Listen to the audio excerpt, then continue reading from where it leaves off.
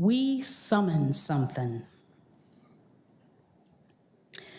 We summon hope with every sunrise, seeing a future that has us in it.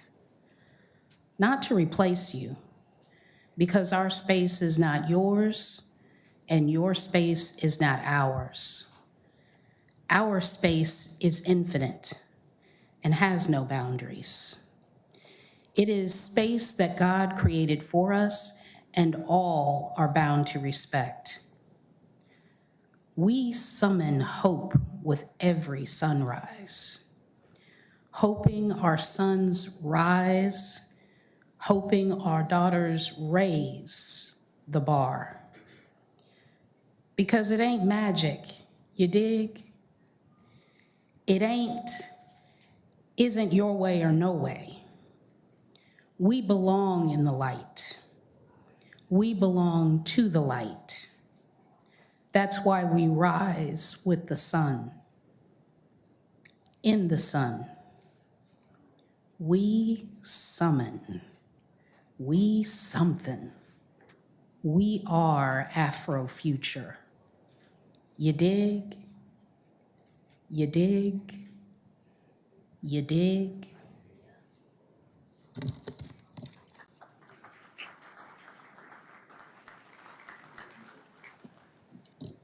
That was awesome. Amazing. Thank you, Christina. And good afternoon, everyone. I'm Terrence Hamilton. I serve on the city's Diversity and Inclusion Employee Committee. And on behalf of the committee, I want to welcome you to today's Black History Month program. I've had the great privilege of working with the employee work group that planned today's program, which will feature a presentation on Afrofuturism, imagining the future while honoring the past, as well as an original performance of music and monologue spanning more than 300 years of history, infused with the ideology of Afrofuturism before the term was even coined. So before we begin, and I know some of you are eating your food there, and for those of you who are joining us virtually, hey to my office staff. Before we begin the program, we have a message from our city leadership that will be delivered by Assistant City Manager Jessica McAkeren. Did I get it right? All right. Good afternoon, everybody, and thank you so much for coming today. It is an honor for me to join y'all to welcome you here to this program. I know I've been attending these for about 18 months now since I joined the city, and I have learned so much each time we have one of these programs. We know in the city manager's office that it is critical that we celebrate diversity, equity, and inclusion, not only here in our workforce, but also in our community. We know that it's important to have multiple voices at the table and different points of view. It helps us to ensure that we make better decisions, that we learn from the past, and we take our city thriving into the future. I am so proud to be a City of Fort Worth employee where I know that diversity is a core value here in the city, and I think that's just so important. We're gathered here today to hear what I know is going to be a phenomenal program. I was talking to Dr. Mack, right? And telling her just how excited I was. The title alone is exciting, and I can't wait to hear what she presents with us today. Black History Month is a time to recognize the significant contributions and enduring legacy of African Americans throughout U.S. history, as well as here in the state of Texas and right here in Fort Worth. We all know the story of Opal Lee, who's right here in Fort Worth, and just her incredible efforts at the national level to have Juneteenth recognized as a federal holiday. I also learned the other day, and I'll preface this with saying basketball is truly my most favorite sport. So when I learned the other day about retired coach Robert Hughes, who is still the most winning basketball coach, boys basketball coach in high school history, right here in Fort Worth, that was an exciting fact that I just did not know. You know, I also watched one of my favorite movies, Hidden Figures, Monday night. And Hidden Figures, if you haven't seen it, is about the real life story of African-American mathematicians and their contributions to NASA in the very early days of the space program. Those are trailblazers that led the way for significant accomplishments, and they've paved the way for so many more people to come. I really look forward to hearing the stories about the past here in Fort Worth as well as the nation, but I'm also really looking forward to learning about what are people doing today? Who are going to be the trailblazers of our generation? In the future, what are people going to be talking about today, and I want to be a part of that. I want to recognize the Diversity and Inclusion Employee Committee that works tirelessly to put this program together, all of their planning efforts. And I'm going to put a plug. I think they have a few openings. So if you know of somebody in one of the departments that has an opening, connect with them. Be a part of this program. So it's a great honor. So please join me in congratulating them and thanking them for their work.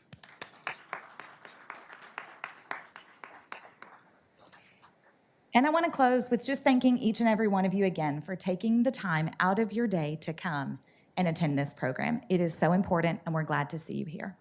Thank you, Terrence. Thank you so much, Jessica. And it's so great that we have leadership that actually recognizes the importance of programming as such. So, and Jessica, again, thanks for those remarks. Now, let's welcome our esteemed speaker, Dr. Angela Mack, who is a scholar, she's an author, and a professor at our own TCU right here in Fort Worth, who will present an Afrofuturist roll call. So please join me in welcoming Dr. Angela Mack.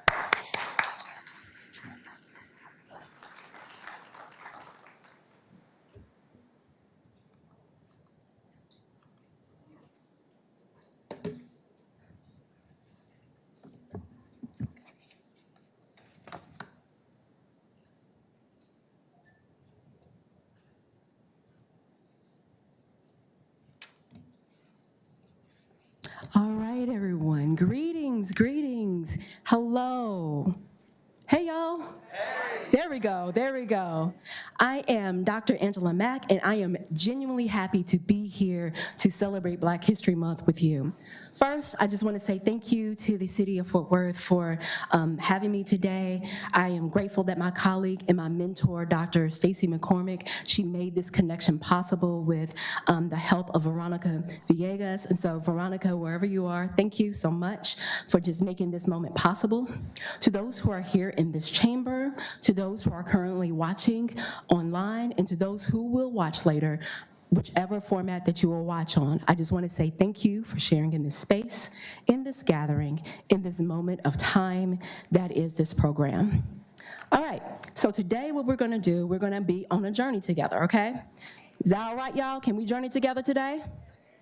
All right, now, I come from a background where I am used to audience participation, so I invite you to respond back to me when I give you a specific call. So this is what I want y'all to do, okay? I'm gonna have, throughout the program, I'm gonna keep saying roll call. When I say roll call, I want you to say roll call back to me, okay? Let's try it. Roll call. Roll call. All right, one more time. Roll call. Okay, good. This is what we're gonna do, and this lets me know that you're with me as we're on this journey in Black History Month, and specifically looking at Black history through an Afrofuturism lens, okay? With that being said, allow me to share with, let me share with you what our program is gonna be about today through my presentation. Our journey today begins by looking at what Afrofuturism is, then how it is understood in a modern context. We're then gonna take a look at Black history as Afrofuturism, and then we're gonna see how they connect to each other, okay? From there, we're gonna actually take a look at some Black history figures, both nationally and locally, that I put forth the argument that they are indeed Afrofuturists through their works in abolition, through them being revolutionary and visionaries for Black people and Black culture, for being musical geniuses as sonic superstars, and then we're gonna take a look at Fort Worth's own Black history Afrofuturists. Now, please keep in mind, our chronicle of these 13 Afrofuturists are by no means a complete list, okay? This list hardly scratches the surface when it comes to including everyone that's an Afrofuturist, because there's so much to choose from, there's so many to choose from. But I wanted to highlight some specific people today to help us to actually see that Black history and Afrofuturism are indeed connected. So with the 13 that are highlighted, do know that there are many, many, many, many more that can make the list.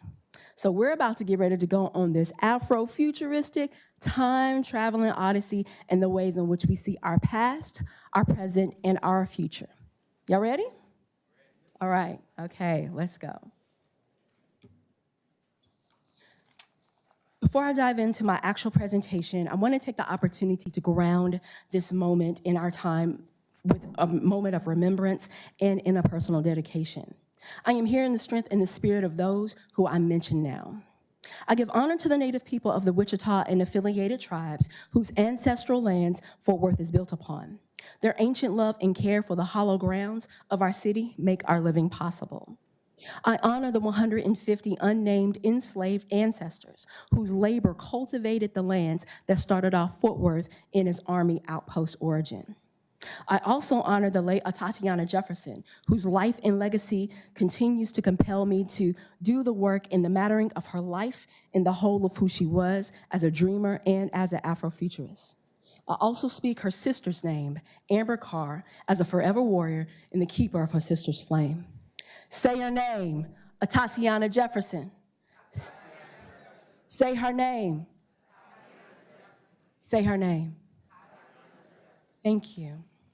And lastly, I dedicate this presentation to my father, David Hemphill Sr. He passed away in December from a courageous battle with cancer, and it's through his strength and his love that I carry forward as part of his legacy. So, all right, y'all take a look. Here's a little bit about me. I am born and raised Fort Worth, Texas. I am a Southside funky town homegirl through and through, okay? Okay. I am from Morningside. Thank you. Yes. All right. Thank you. Thank you. I'm from the Morningside neighborhood of the proud 76104 zip code, and I know our city goes by many a name. Some people want to call it Cowtown, others vibe to Panther City, but for me, I am Funky Town, okay? And I vibes with that tried and true. Funky Town got the swag, it got the flavor, it got the drip, it got the flex, be it from the South Side, Como, Stop 6, Poly, Eastwood, and on and on and on. When you talk about Funky Town, we're talking about some flavor, okay? I went to Pasco High School, I earned my bachelor's at Texas Wesleyan, and I earned my doctorate at TCU. Now, please do not fault me for the fact that I got my master's at the other TWU, but please know in Denton that is a fantastic school, okay? Now, I went to college during the day, back in the day when TCC was TCJC, okay? So I think I just dated myself by that reference, but it's okay. I also worked at TCC South Campus years ago, okay? Currently I teach in the Ethnic Studies Department in TCU, and my actual homegrown research focuses on Black community uplift here in the city. Now, my own Black history is rooted in the Zawadi Writers, which was an amazing performance group and artist collective from back in the day. It is rooted in the Black Bookworm that used to be one of the major Black bookstores here in the city, and is rooted in my home church, the illustrious Mount Calvary Missionary Baptist Church, located off of Stella, New York, in Turtle Heights, okay? My uncle, Billy Adams, he actually owns the boot and heel shoe repair shop off of Lancaster. So Fort Worth for me is heart and home, and I am blessed to have my family, and I am blessed to raise my own family here.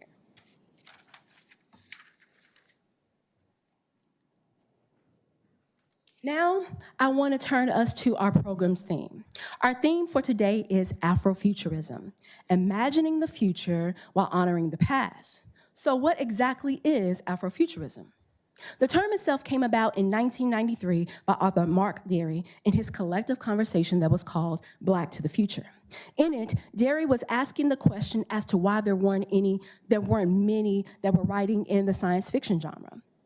This is how he was thinking about the question from this perspective.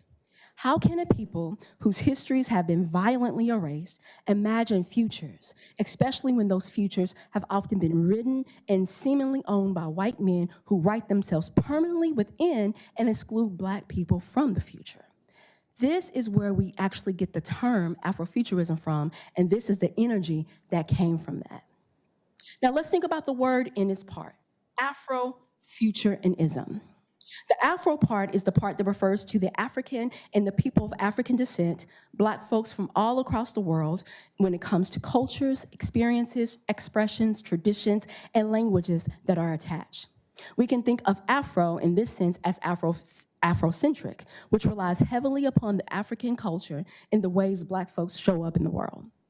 The future part is the part that refers to what will happen, what can happen, or what can be imagined to happen because of what has already happened or is happening. A lot of happenings, okay? The future only exists because there is a past and present that even makes the future possible.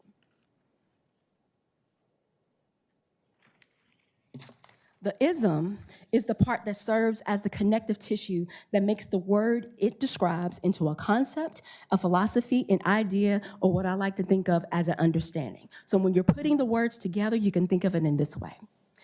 Afrofuturism is an Afrocentric understanding of what can, of what will, or what can be imagined to happen based off of what has happened and what is happening. So keep that in mind, y'all. Now, let's take a look at a couple of definitions that were actually about Afrofuturism that's not necessarily from Mark Derry, but I think are pretty good.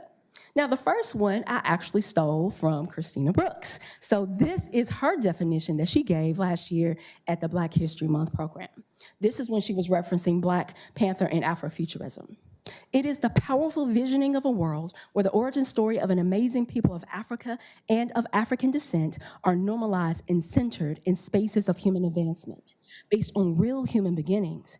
It expands to include an Afrofuturistic visioning of advancements in medicine, technology, education, transportation, commerce, trade, environmental equity, and the arts. All are built on and from the actual inventions and contributions of invisible people who actually lived in our world. Now, note the use of the word visioning, because visioning is the seeing forward, the seeing, the visualizing, and the manifesting of the future. Now, here's another way to take a look and put it.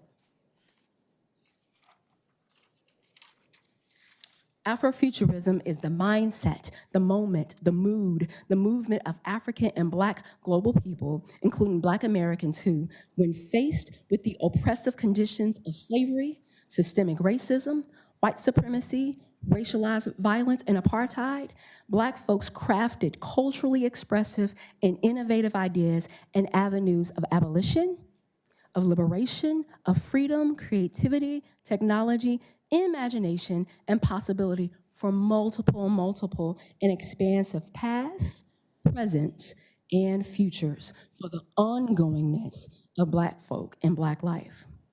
So Afrofuturism is a whole framework of understanding how Black people keep on keeping on, all right? Through what we do, what we create, what we innovate, and what we imagine for our futures. And when I say futures, I mean with an S, because there's always more than one future to imagine.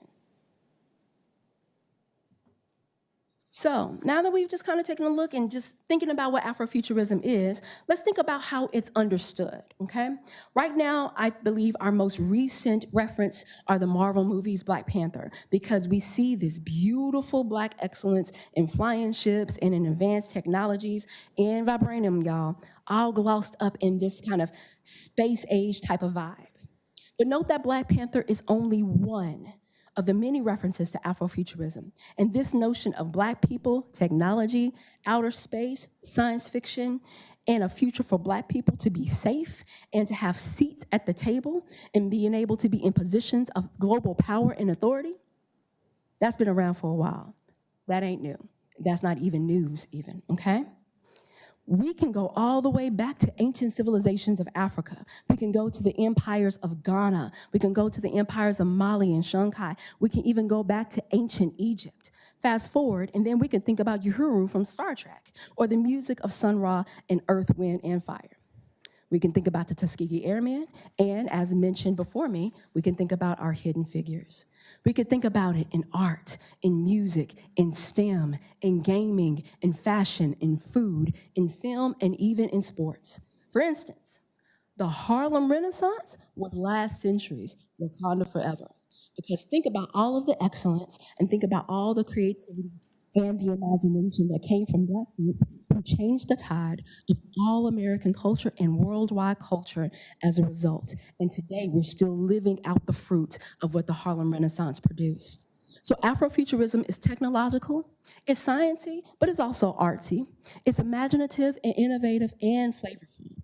It's creative, and it is futuristic in possibilities not yet realized. Afrofuturism is bigger and covers greater swaths of time as Black people and our conditions change, along with the ways in which we do technology and even gain our literacies. So here's my argument, y'all. How does Black history and Afrofuturism actually connect to each other? So the question is, if Afrofuturism is about the future, then how can we apply it to the past? Specifically, how is Afrofuturism relevant to Black history? Answer, long before the term was coined, Black people have always been invested in the continuation, in the ongoingness, that's a word that I talk about, ongoingness, of Black life above any struggle, any oppression, any violence, any circumstance. Black people have always imagined, we have always dreamed, we have always innovated, and we've always planned towards the possibility of Black life being sustained globally, universally, and even cosmically. Black history is evidence that Black people in the past were always thinking about the multiple futures with multiple versions of what Black life could look like, even in an unknown world. Even our faith traditions carry us from this life to the next, and we hope for the things we haven't seen yet. So in our Black DNA, it is a future forwardness that we're always thinking about what's coming based off of what we've had and what we've done. So that is what we're thinking about when it comes to just the concept of Afrofuturism. Does that sound all right, y'all? Y'all following me? Okay, good. All right, let me be abreast of my time. All right, so now that we have a good understanding of our Black history and Afrofuturism's connection, let's take a look at our Black history Afrofuturists. Roll call. All right, good. Y'all are with me. First up, let's take a look at three of the Afrofuturism's abolitionist ancestors. These three Black history Afrofuturists, they made room by carving out futures for and beyond emancipation. And it's through them that we're able to even be gathered together in a space like this today. First up, we have Phyllis Wheatley Peters. She was the first African-American woman to publish a book of poetry. She was born in West Africa, she was kidnapped, and she was enslaved as a young girl, and during her time in slavery, she learned to read and write. Her poetry book, Poems of Various Subjects, Religious and Moral, was published in 1773 in London, even though research shows that she published a previous poem in 1767. At the time of publication of her poetry collection, she had to endure like a rigorous inquiry and questioning because not only was it not believed that she could write, it was not believed that she could be so sophisticated in the English language. Peters obtained her freedom in her lifetime and can be considered an Afrofuturist because it is through her poetry that made room for other Black people to write of their own experiences in slavery and fight for the cause of abolition. Her writing made room for future Black freedom and started a tradition of Black poetry excellence. Next up, Sojourner Truth. Born Isabella Baumfree, Truth was a surefire abolitionist and suffragist, meaning she was a champion for women's rights and the right to vote. And she was born into slavery, but eventually attained her freedom through escape. She was enslaved by Dutch slave masters, so a fact that is not talked about a lot, her first language was Dutch. So she was actually a Dutch-speaking, enslaved person, okay? She was also the first woman to sue and to win custody of her young son, who was illegally sold into slavery in Alabama. In 1843, she renamed herself Sojourner Truth after receiving her call to preach. Amen? Amen. In 1851, she gave one of the most famous speeches on women's rights in the overturning of slavery titled, Ain't I a Woman? Her speech as a plea for justice, humanity, and equality is still part of the fire that continues to burn for equal rights today. She was an evangelist, an activist, a lecturer, and a charismatic freedom fighter. Truth can be considered an Afrofuturist because she actively fought for and advocated for a liberated Black future for all of those who were enslaved. She spoke truth to power, and it's through her that Black people and women today have found and used their voices for freedom. Rounding out our ancestors here is none other than Frederick Douglass. He was a preacher, memoirist, orator, abolitionist, statesman, and suffragist who is perhaps one of the most well-known people from the 1800s. Douglass was born into slavery, but eventually gained his freedom and wrote about his experiences and his call for justice for Black Americans that are found in his writings, including his 3 autobiographies titled Narrative of Life of Frederick Douglass, an American Slave, My Bondage and My Freedom, and Life and Times of Frederick Douglass. Through his writings, speeches, and appeals, Douglass provided an unflinching account of the horrors of slavery and the hypocrisies of American chattel slavery while advocating for the freedom of Black people and for the rights of women to be seen as equal. Douglass can definitely be seen as an Afrofuturist because his innovative way of gaining his literacy, his clapbacks to white supremacy, and his active engagement into abolition made room for future freedoms of Black folk everywhere. He made room for himself to learn how to read and to write. He escaped and kept this method of escape out of harm's way, and he traveled everywhere to speak the truth and plead for freedom. Also, cool fact, he is the most photographed person of the 1800s. There is no other world leader or military person combined that has more photographs than Frederick Douglass. So I think that's pretty cool. He was not only doing, but he was also the visioning of Black Afrofuturism. Roll call. All right. We've gone from abolition, and now we're going to travel into the 20th century. We're going to look at 3 Afrofuturist all-stars who changed Black culture, changed the nation, and even changed the world. First up, we have Marcus Garvey, and he is the reason why we even have the Pan-African flag, whose colors we use and symbols we use today. It's the red and the black and the green. Garvey was a Jamaican-born political activist who championed Black independence and self-sufficiency. He was the founder of the Universal Negro Improvement Association, whose goal was to achieve Black nationalism through the embracing of African history and culture. He advocated support for the Back to Africa movement towards the ideas of Black liberation. He did so through a number of establishments, including the Black Star Line shipping and passenger company to connect Black folks back and forth between the United States and Liberia. And Liberia is the first independent African republic, and it was established by African Americans who wanted to make their way back home. Despite all of the controversies that are attached to Garvey, whether it's his nationalistic or even his separatist ideas, Garvey can be considered an Afrofuturist because he revolutionized what an empowered Black future can look like. For us, by us. Okay? Our second person is going to be Zora Neale Hurston. She was a writer, a playwright, an anthropologist, not only through the contemporary fiction that we know as Their Eyes Were Watching God and Mules and Men, but she chronicled the folkways and Southern Black language as a champion of Black culture. She was a prominent figure of the Harlem Renaissance, and she disrupted all these literary traditions because she centered her writing on Black women and their experiences. From studying the religious practices in Haiti and Jamaica to working as a drama teacher at North Carolina College for Negroes in Durham. Hurston is an Afrofuturist because she made room to center Black women's experiences in literature, and she unapologetically celebrated Black culture. Finally on this list, we do have Dr. Martin Luther King. Of course, we know that he was a Christian preacher, social justice activist, political strategist, a Nobel Peace Prize winner, and considered one of the most well-known leaders of the civil rights movement. His accolades, just as others have been listed here, are too numerous to include. But it is worth noting that he was a prominent proponent of economic justice and even reparations, which is not nearly as known as the quoted 3 lines that so many officials love to use around the holidays, okay?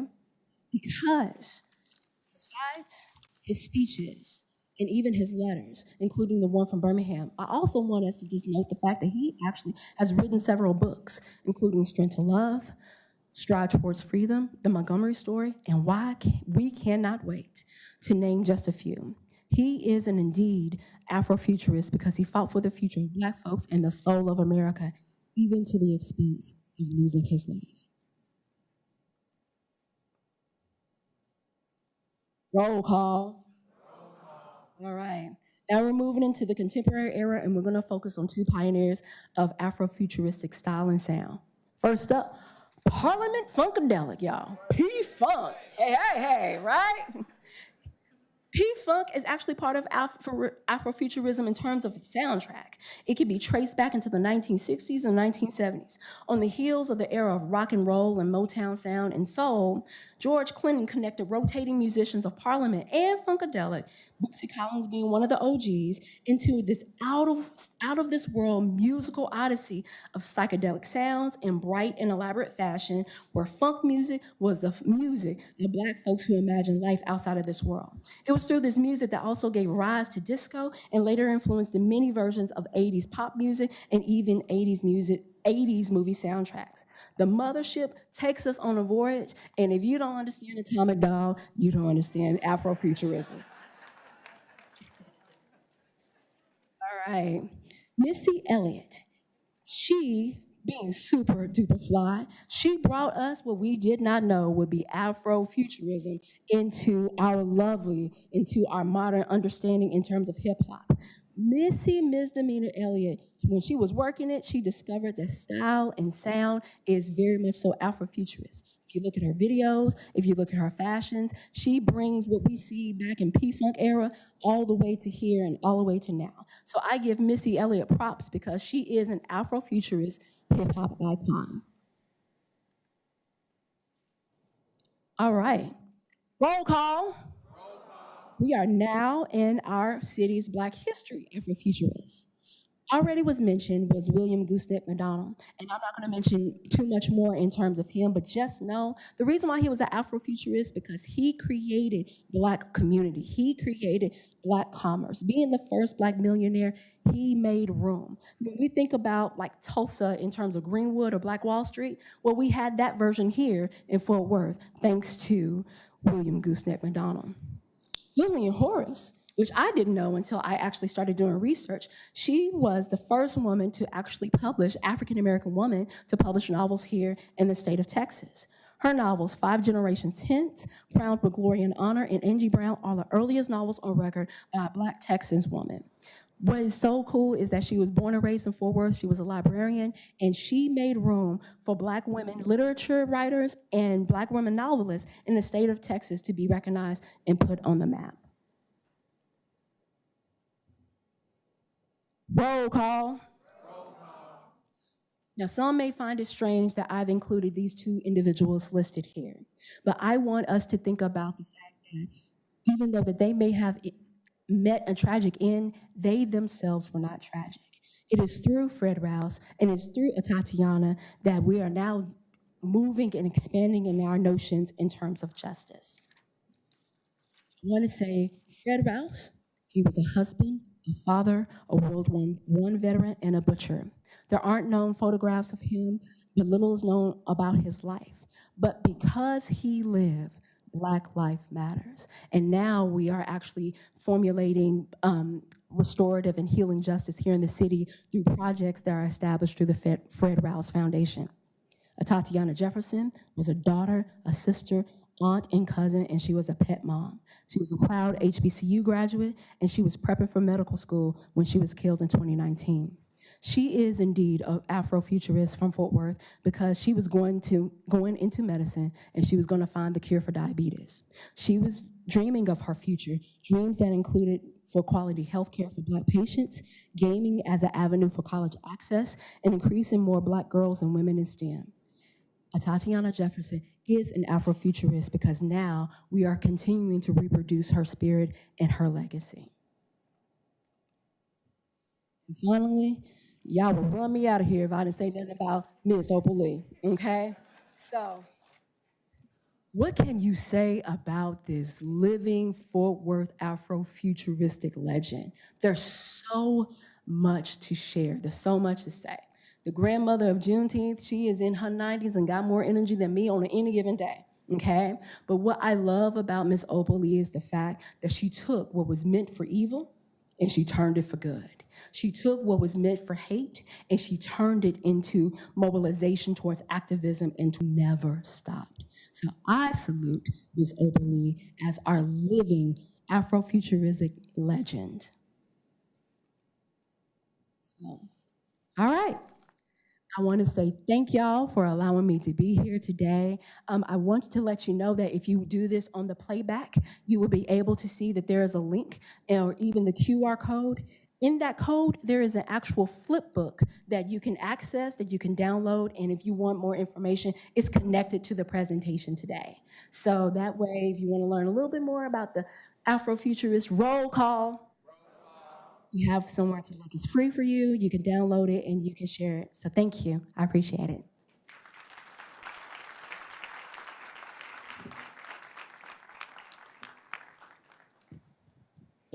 Thank you very much, Dr. Angela Mack. Wasn't she phenomenal, y'all? Give it up one more time. God bless you. Thank you so much. All right. So, with all of that knowledge that she just dropped on us and that insight, while some of us may have been familiar with the Afrofuturism movement, I bet we all learned something that we didn't know before, right? I know I did. But I wanted to take a moment to acknowledge Council Member Nettles, who is in the house. So I just wanted to take that moment. Thank you, Council Member, for taking time out of your schedule to be a part of this program. We appreciate it. So now I'm very excited to introduce the next portion of our program. For those of you who are not able to view our Juneteenth program and enjoyed the original performance piece written and produced and directed by Sharon Goodspeed, I forgot the last name, Lord. Keaton, thank y'all, thank you, see, okay. That honored enslaved people associated with our own log cabin village. Prepare to be wowed and awed once again. So we about to have a moment, y'all, so just hold on to your seats. So without any further ado, please allow me the opportunity to welcome again Sharon Goodspeed Keaton, who will introduce Afrofuturism-inspired art and another original work created just for the city of Fort Worth.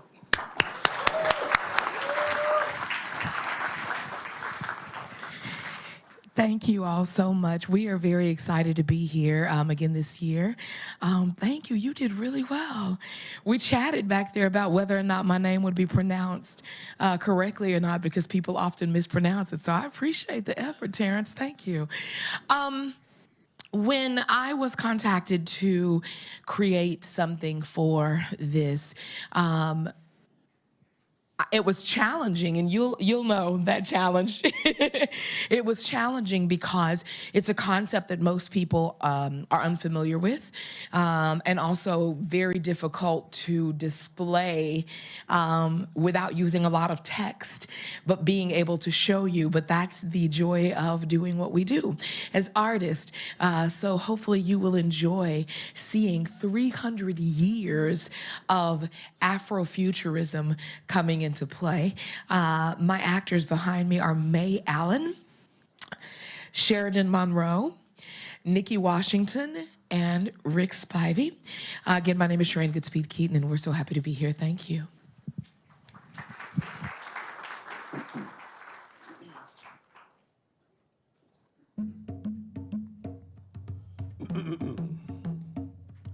Welcome to the History of Imagination 101.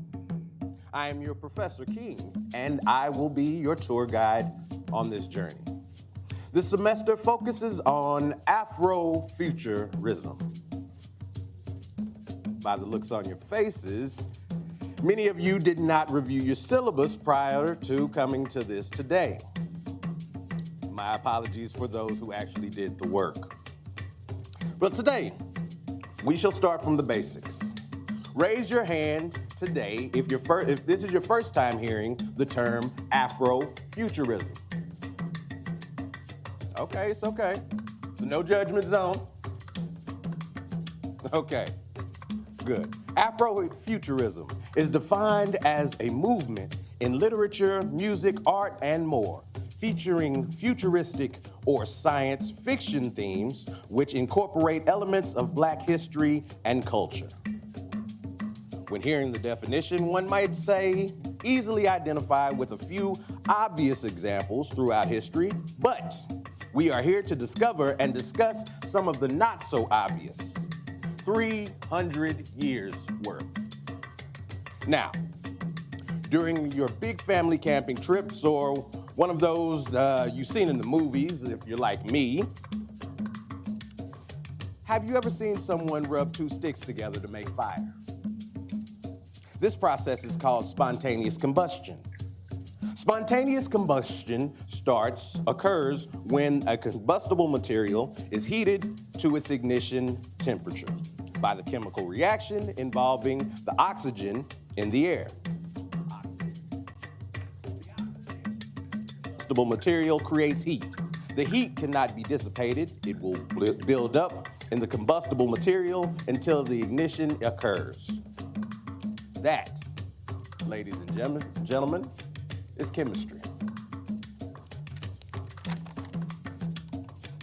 I encourage you to travel back in time in your mind, back to the year 1781, where we see Miss Sarah, an enslaved worker, benefiting from the heat that she created using science, chemical science to be exact. Shine on me, shine on me, let the light from the lighthouse shine on me, shine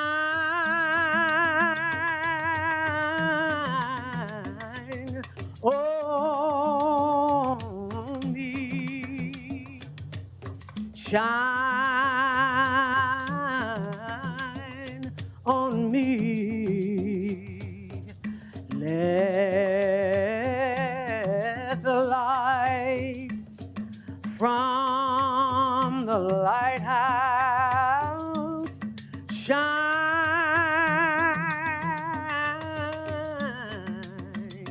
on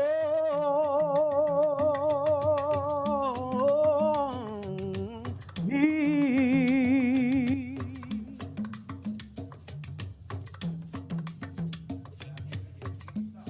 Oh, please.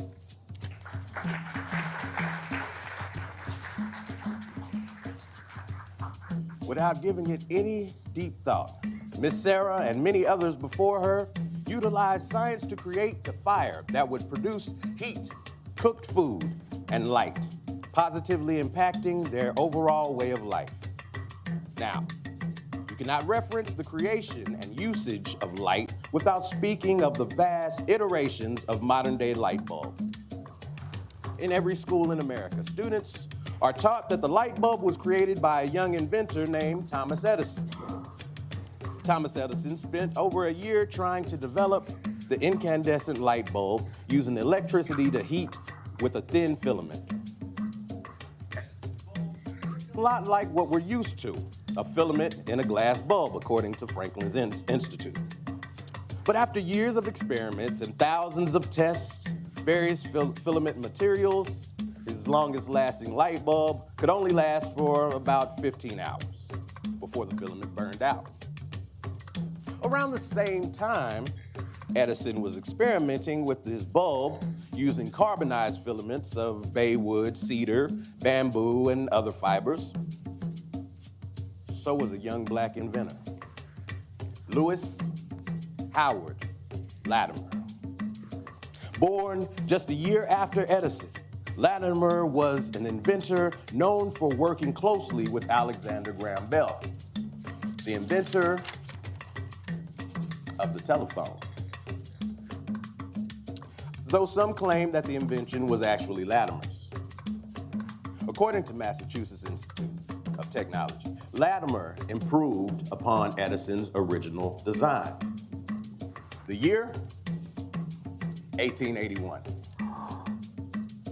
Take this chance and we'll make a new start somewhat far from what keeps us apart. And I swear that somewhere in the night there's a light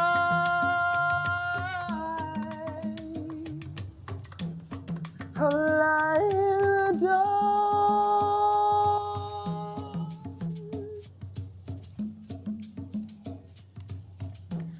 Latimer created a light bulb with more durable filament made of carbon. He sold the patent to the U.S. Electric Company in 1881, and a year later, patented the process for efficiently manufacturing carbon filament. He even wrote a book about it in 1890 on electric lighting, first of its kind. Because of Latimer's contribution, incandescent light bulbs became more affordable and practical. MIT says, thus transforming American culture. Speaking of culture, the number one descriptor of identifying various cultures outside of the food, of course, is the music. The next part of this lesson is going to be a bit of a long and bumpy ride. So, strap on your seatbelt. See what I did right there? Strap on. Okay. Same material, same material. The year was 1981. Hip-hop music has bolted onto the scene and resides primarily in the streets of New York. African and Caribbean beats provided the structure, and spoken word was rhythmically intertwined.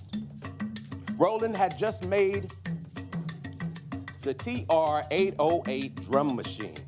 It changed the sound of hip-hop drastically and allowed for more electronic and synthesized sound. A greater knowledge of technology was needed to program the machine. And over the years, several hip-hop artists became downright masterful with their musical compositions. Leading the industry in electronic sound and futuristic performance was Missy Elliott.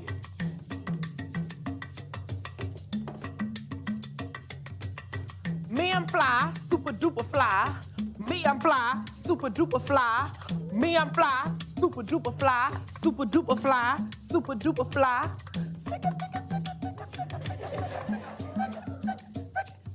Music makes you lose control. Music makes you lose control. Cause misdemeanor says so. Cause misdemeanor says so. Cause misdemeanor says so. Mina says so. Misdemeanor says so.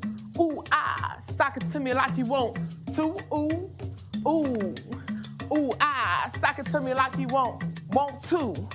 Ooh, work it. I need a glass of water. Boy, oh boy, it's good to know, yeah. Let me work it. Let me work it. Let me work it. Let me work it. Cool off, cool off. Cool off. Cool off, cool off. Cool off.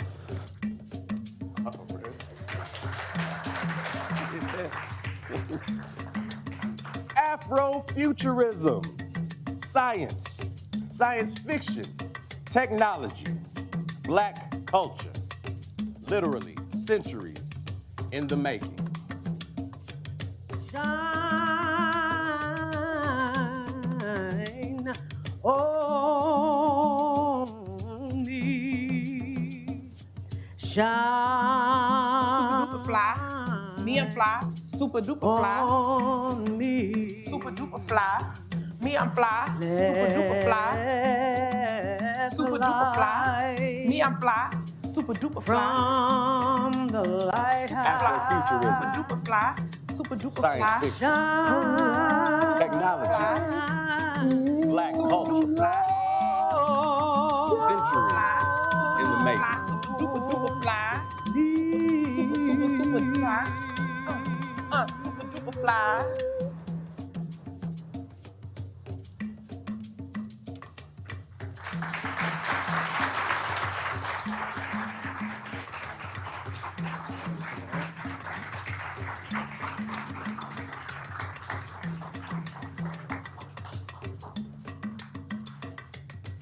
All right.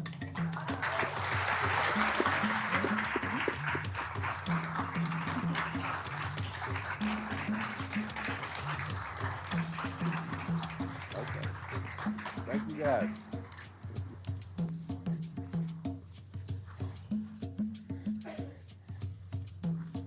Whew. I don't know about you all, but that took me on a journey. Give up another hand clap for them, y'all. They did an amazing job. Wow. Thank you. What an amazing and inspiring performance. So this brings us to the end of the program. But before we sign off, I want to thank all of the employees who worked so hard to make it possible. And I want to thank our audience for taking the time today to help us celebrate Black History Month. And on behalf of the Diversity and Inclusion Employee Committee, I want to thank our city leadership and for your support, and not only of this program, but also for all the efforts by the Diversity and Inclusion Employee Committee to promote a greater understanding and appreciation for diversity and inclusiveness throughout the city and the workforce.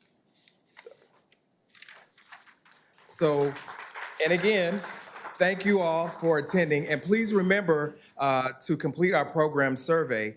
Data from this survey will be used to access our programming efforts and to determine allocation of resources for those programs. So cards with the QR code to take the survey are available at the exit. Thank you all, and this concludes the program.